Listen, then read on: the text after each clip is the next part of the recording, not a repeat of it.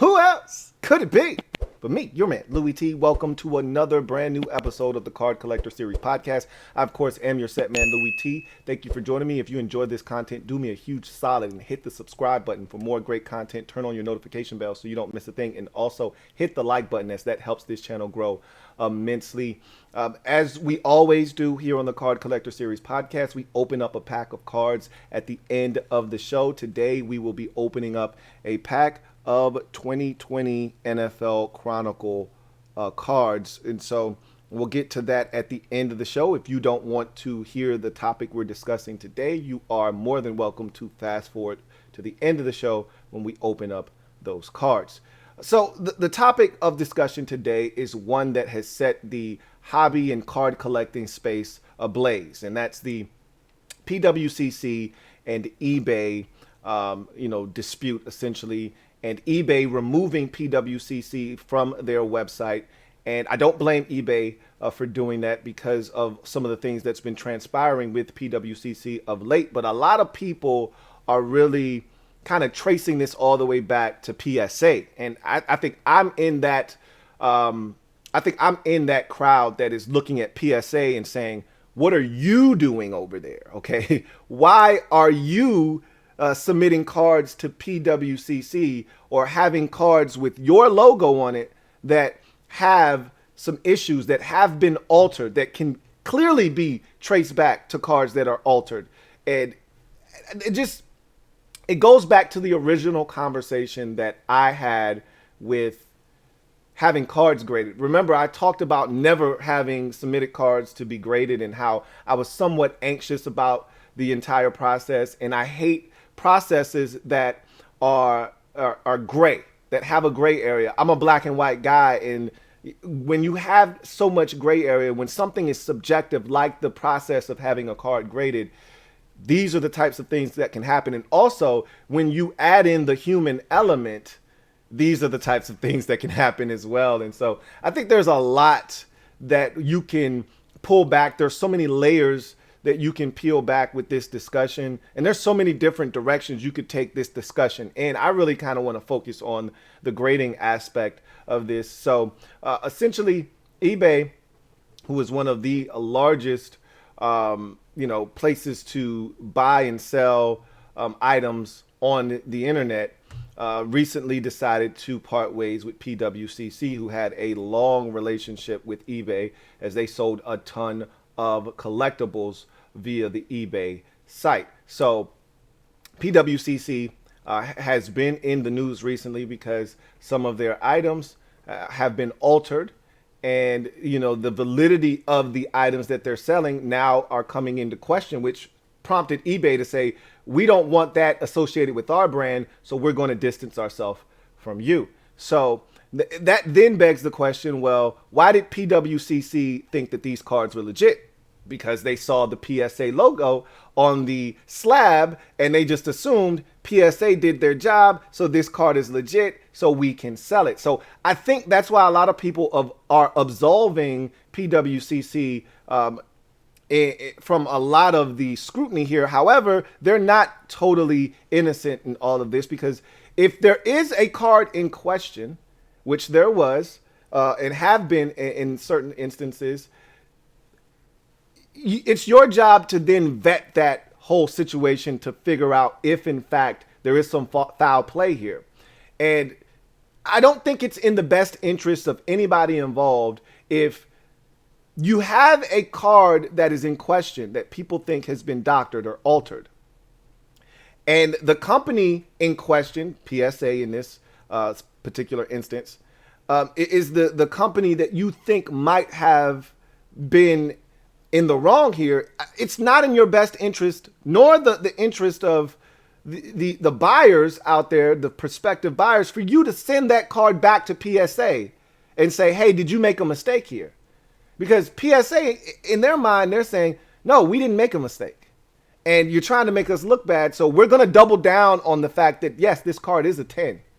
And we did verify that this is a legitimate card and it hasn't been altered. And we're standing by our grade of 10. So PWCC made some mistakes in this process. But at the end of the day, I go all the way back to PSA. And I say, this is why the grading process is so frustrating, because it is subjective in mistakes. And again, the human element is interjected into this thing. And when you start bringing in that, like, I don't think it's a coincidence that Joe Orlando, who was the CEO of CEO of PSA, just retired. Like, he just resigned. He stepped down in July, mid-July. Like, he knew this shitstorm was coming. He knew that this was coming down the pipeline, and he didn't want any parts of this. Don't think for 1 second that. And what I'm saying to you is, when you've got human beings in processes in situations like this with so much power, because the difference between a 10, a 9, and an 8 is the difference between someone being able to send their kids off to college, someone being able to retire from their job and take on a hobby as a full-time job, or it's the difference between them having to continue working their 9 to 5. And so there's a lot of responsibility that goes into grading these cards. And when these types of situations come up, it's not uncommon for people to take some money. And I'm not saying that was what was done here. I'm just telling you, these are things that I think about. Because people are people. And people aren't always honest. Okay? They do what's in the best interest of them and their family. And if someone comes to you and says, hey, I'm going to slide you 10 cards that I need a 10 on, I'll give you $250,000, because the aggregate of those cards at a 10 may value $1 million for that person. So they said, I'll slide you $250K if you push these through as 10s. Now that guy has something to think about, because I don't know what his salary is. I don't know how much he's making, but $250,000 in hand right now is a lot better than me continuing to work and earn that $250K. So I'm not saying that that's the kind of thing that's happening, but these are the types of things that could happen when you have the human element involved. And I talk about the grading process and how it makes me nervous, because again, you know, as a collector, as a person that is ingrained in the hobby now, and you do this because, yeah, 1, it's fun. 2, I also do this because I'm trying to, you know, create another revenue stream. But 3, you do this because maybe, just maybe, I could get lucky enough to hit something that could change my life and my family's lives forever. Change the legacy that I leave behind. We don't know what's going to happen. We don't know how, you know, the next pack of cards, the next box we rip open, we don't know how that's going to go. And to think that there are people that are in charge potentially of whether you get to retire, you get to send your kid off to college and pay for it, or you get to be able to do something you love full time. To think that there are people that are potentially in control of that with the essentially the stroke of a number, a 8, a 9, a 9.5, a 10. There's a lot of responsibility that goes into that, and they've got to be better. When you send your cards off to PSA, when you send your cards off to Beckett, when you send your cards off to SGC, you're not only sending those cards. And look, there are a lot of people out there, they're sending a bunch of cards off, and they're looking to just turn $25, $30, $40 profit. And that's cool. And to each its own. But when you send off cards that could potentially be life-changing, you expect a certain level of quality and guarantee, and that's more so what you're paying for, is the guarantee that everything is legit and this card is in the best shape possible. And whatever they decide it is in, and that's the problem that I have, is you look at a card, it looks centered, all the edges are pristine, Everything looks good. There aren't any print lines. Everything looks great. And you send it off and they tell you it's a 9. Well, a 9 is cool, but a 10 is life-changing. Now, if it's a 1 of 1, we've seen cards recently, a Mahomes, I think it was a Mahomes 8. And it went for like $6 or $5 million, whatever it was, some insane amount of money. But it's a 1 of 1. There isn't another card out there. So I said all of that to say this, and I don't want to spend a bunch of time on this because there's different angles I look at. So I was just planning to start selling cards on eBay, and I went back and forth because I got a buddy of mine, and he's a flipper, and he's not in the card industry though. He's not in the hobby.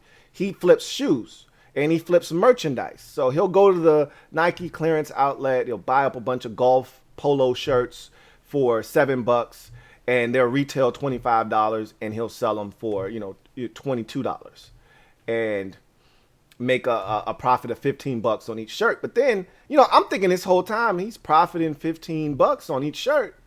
And then I go and I sign up for eBay thinking that everything, and I should have known better. Nothing's free in this world.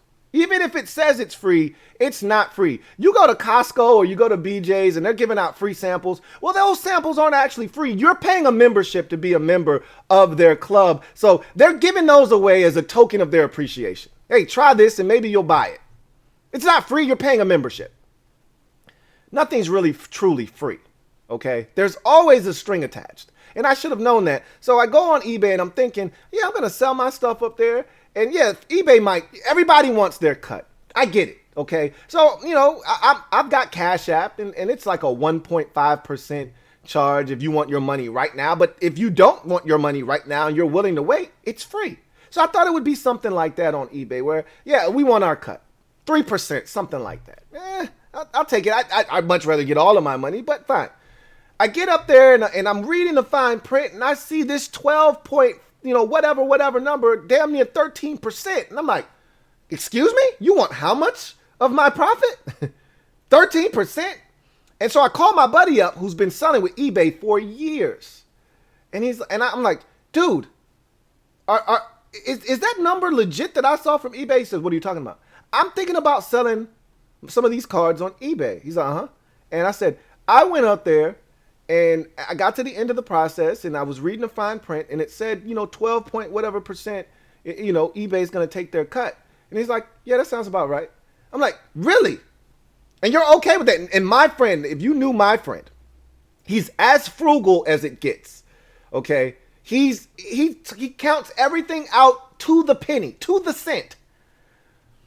And he's like, yeah, you're paying for the eyeballs. That's not good enough for me. And I get it. You're not going to get more eyeballs than you are on eBay. I understand that. I'm just not willing to give them 13% of what I'm trying to make. It's just, that's something that's asinine to me. So I stopped the whole process at that point because I had to rethink this whole process of how I wanted to go about doing it because that's a big number. And it just got me to thinking, with what they've got going on and PWCC and all these cards, getting cards graded and this, that, and the third. I think I'm just going to sell them on my own. I got a website already that's been established. I got an IG. I got Twitter. I'm just going to just promote myself, and I think I'm going to go about it that way. And if I sell, I sell. If I don't, I don't. And I'm going to get cards graded. And you know what I've also realized with this whole PSA nonsense that's going on is it doesn't really matter who grades your cards. To hell with that shit, okay? I was starting to become brainwashed into this, got to get your cards graded by PSA. F that. If I want to go to Beckett and have them grade my card and go through BGS, that's what the hell I'm going to do. If I want to go through SGC, I'm going to go through SGC. I love their black slabs, by the way. I think those are really dope. So, you know what? At this point, SGC is the cheapest. I may start out with them. See how that goes. And if I like what I see there, I may just roll with them. And then, certain cards I may send off to Beckett or I may send to PSA. But this has opened my eyes. Nobody's perfect, and I understand that. But when you send off a card to be graded, you expect them to put you at ease that everything is legit. So when you go to purchase a card, you see that slab and it says PSA, you know that it's a legitimate card. It's been authenticated. There are little fractures now in the trust. Same thing with PWCC. You go on their website and one of the first things they tell you is we're one of the most trusted in the industry. You can sell with us. You can buy from us. Everything is legit. Well, really, is it now? Nobody wins when situations like this happen. Everybody loses because people start to doubt. How legitimate is your process? How legitimate are the cards you're selling? I don't know. Just a little food for thought. You do the dishes. So, I said we were going to open up a pack of cards at the end, and it was going to be a Chronicles pack of cards. Well, here it is. I still haven't hit any of the big boys at the quarterback position. Well, I got a Tua rookie now, but I have Justin Burrow or Joe Burrow, Justin Herbert, excuse me, or Joe Burrow to my name yet. I got a Joe Burrow, but it's a matter of fact, I got it out of this Chronicles pack, one of these Chronicle value packs. It was Gridiron Kings, which, come on, man. I mean, that doesn't count, right? So I'm still searching, man. I'm still probing. I got nothing right now. I got nothing. So let's see what we do today. So we start out with a Cam Akers Gridiron Kings. And feel bad for him. He got injured. He will not be participating. I don't know how severe the injury is. I know he's going to be out for the beginning of the season. That might be a season-long thing. Clyde Edwards-Helaire, Luminance, rookie card. Henry Ruggs, what do we got here? Panini, rookie. Darrell Williams, Gridiron Kings, Chiefs running back. Henry Ruggs, Gridiron Kings.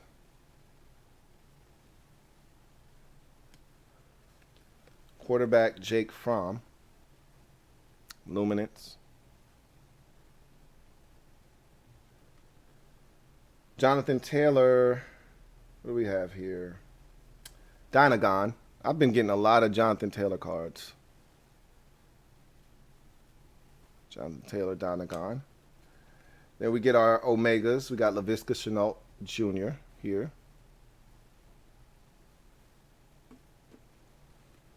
And Clyde Edwards-Helaire. They love Clyde Edwards-Helaire in these packs, man. I've been getting a lot of his stuff as well.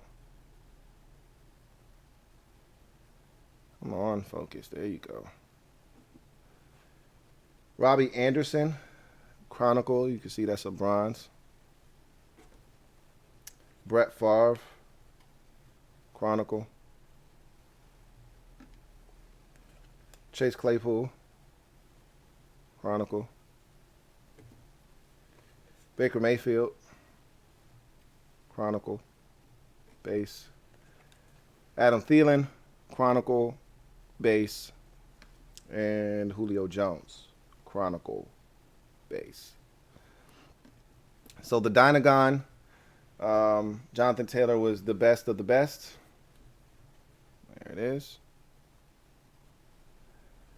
And so that'll do it for this installment of the Card Collector Series podcast. Once again, do me a favor. If you are out there, please subscribe to the Card Collector Series for more great content. Turn on that notification bell so you don't miss a thing, and hit the like button.